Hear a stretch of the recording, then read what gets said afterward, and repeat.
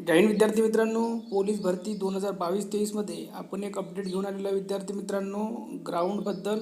तर बघा, ही एक TV9 मराठीवरची ही फोटो सध्या व्हायरल होत आहे विद्यार्थी मित्रांनो, आणि हीच फोटोबद्दल आपण अपडेट घेऊन आलेलो आहे विद्यार्थी मित्रांनो. तर पहा, याच्यामध्ये काय दिलेलं आहे, 15 जूनपासून राज्यात पोलीस भरती.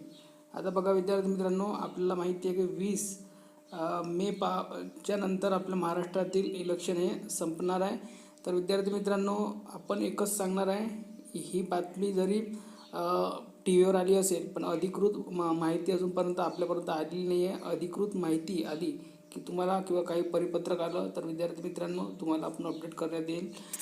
तर तुम्हाला हा व्हिडिओ का बनवण्याचा आहे आपण, तर त्याचं कारण म्हणजे की विद्यार्थी मित्रांनो, तुम्ही गाफील राहू नका. माझ्या मते तर विद्यार्थी मित्रांनो, तुम्ही 20 मे या टार्गेटनेच तयारी करा.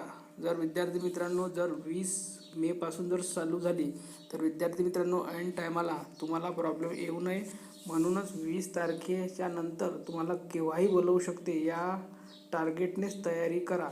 आपल्याला माहिती आहे की जी आता ट्रेनिंग सुरू आहे त्यांचं ऑक्टोबरच्या पहिल्या आठवड्यापर्यंत ट्रेनिंग हे कंप्लीट होण्याची शक्यता आहे विद्यार्थी मित्रांनो, आणि लगेचच दुसरी बॅच त्यामध्ये जाणार आहे. म्हणूनच विद्यार्थी मित्रांनो, कारण की 17,000ची भरती आहे आणि 2 टप्प्यामध्ये ट्रेनिंग होणार आहे.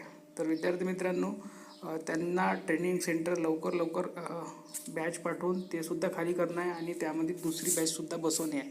म्हणूनच विद्यार्थी मित्रांनो, त्यांनी यावर्षी मुंबईचा पेपर हा सोबत घेतला आहे, कारण की आपल्याला माहिती आहे की मुंबईचा पेपर शेवटी घेतल्यामुळे मुंबईचे पोरं थांबून राहिलेले होते आणि त्यांना शेवटी ट्रेनिंगवर जावं लागलं.